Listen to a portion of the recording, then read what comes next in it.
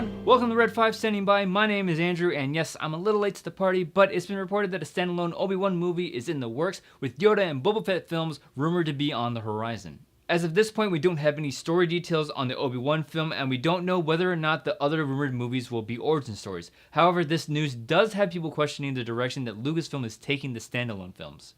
The biggest argument or complaint I've heard is that they're falling back on familiar characters rather than introducing us to compelling new characters and expanding the universe. Now, I do think they're doing this very well across the other platforms of canon. Whether it's the crew from the Ghost from Rebels, Nora Wexley and Ray Sloan from the Aftermath trilogy, or Thane Kyrell and Ciana Reed from Lost Stars. But I think it's the way they're pairing these characters with established ones and familiar events that makes them work so well. In the titles that I've mentioned, we've gotten appearances from old characters like Wedge Antilles, Han Solo, Princess Leia, and others. Rogue One does this as well, pairing the story with the completion of the first Death Star and including characters like Mon Mothma, Bail Organa, Tarkin, and of course Darth Vader. But even though it does introduce new characters, I think because the movie ends with their deaths and leads straight into episode 4, it kind of limits the possibility of exploring new stories within that time frame.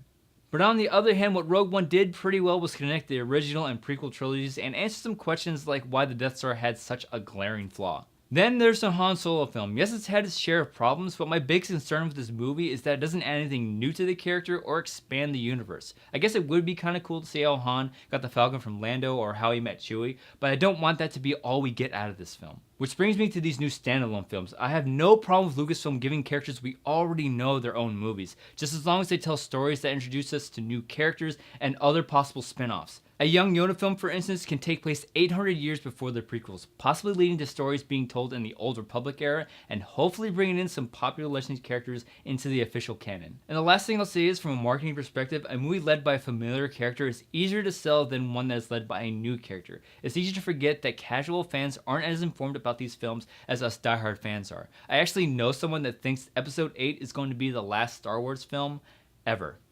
So when you look at it that way, an Obi-Wan or a Yoda movie makes sense. I think more people, especially casual fans, will see a spin-off led by a well-known Star Wars character. With Disney and Lucasfilm planning to continue making Star Wars movies for the foreseeable future, I can understand fans getting upset or excited over what stories and characters these standalone films focus on.